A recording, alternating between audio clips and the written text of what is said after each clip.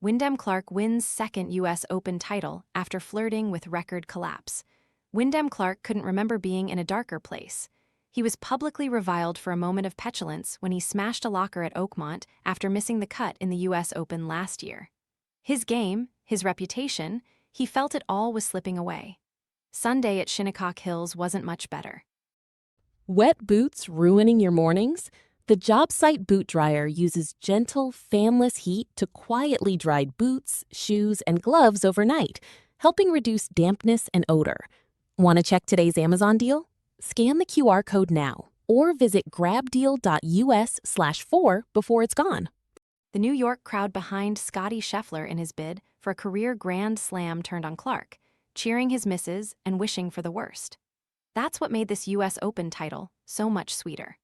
On the edge of the greatest collapse in U.S. Open history, Clark held his nerve against a charge by Sam Burns and a Shinnecock Hills crowd that never gave him much love until he showed his mettle with his second U.S. Open title in 4 years.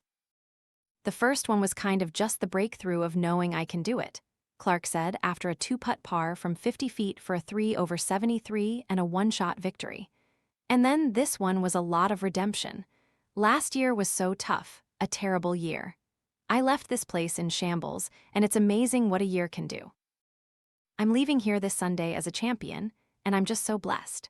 Clark, who won the 2023 U.S. Open at Los Angeles Country Club, became the first wire-to-wire winner of the U.S. Open since Martin Kaymer at Pinehurst No.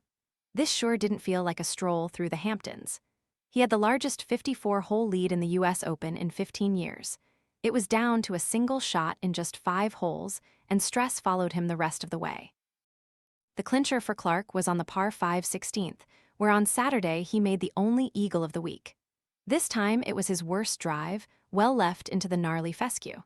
He gouged that out and narrowly cleared a bunker. His 8-iron barely stayed on the back of the green. He rolled in a 30-foot birdie putt for a 2-shot lead with holes to play. It was a signature moment with muted applause. The gallery rooted against him all day, putting all their support behind Scheffler, who made his own share of mistakes and never got closer than 3 shots of Clark all day. Winning major championships is extremely difficult, Scheffler said after a 71 to tie for 4th. He had some stones down the stretch. Being in the arena is not for everybody, and I think it shows a lot about Wyndham, how he handled not only this golf course, but I think the crowd today. And he is a well-deserving champion. Clark had the highest final round of a U.S. Open champion since Graham McDowell closed with a 74 to win at Pebble Beach. The 32-year-old American has 2 U.S. Open titles and 2 wins in the last month. Burns closed with a 67, his second chance in as many years to win the U.S. Open.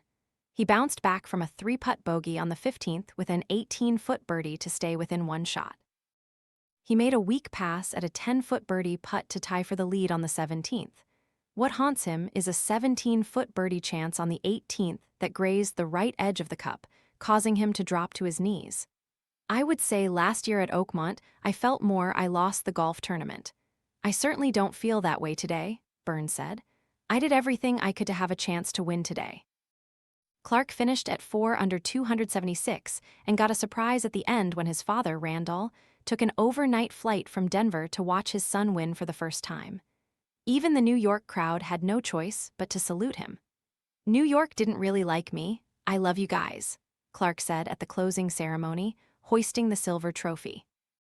I did some unfortunate things last year that I really regret, and I've been sorry multiple times, and I'm still sorry, so hopefully I can win you guys over eventually. Clark noticed fans leaving early on Saturday and hoped for a big crowd and big energy for the final round. He got every bit of that, and it was uncomfortable at times. One was ejected when he shouted, "Don't choke, Wyndham." The grandstand behind the 7th green broke into cheers when his shot rolled off the green and into the bunker. I get it, they were rooting for Scottie, Clark said. Grand Slams only happen a few times, but today it's my day. Tom Kim, who like Scheffler celebrated a birthday on Sunday, was on the fringes of seriously contending until he fell back with a bogey on the 17th and shot 70 to finish 3rd. Clark's hit a superb wedge that spun back to 4 feet for birdie on the 10th to restore the lead to 2 shots. But then he went long on the 13th with a pitching wedge and couldn't save par. And then came his big moment on the 16th, and one last act of lagging a 50-foot putt to tap in range.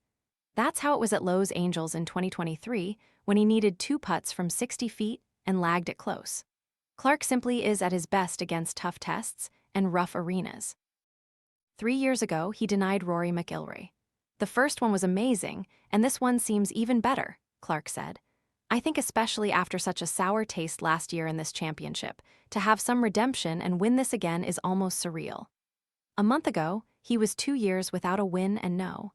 Then he shot 60 in the final round to win the CJ Cup, contended the next 2 weeks, and won his second major. The smile he wore holding that US Open trophy would suggest he feels on top of the world.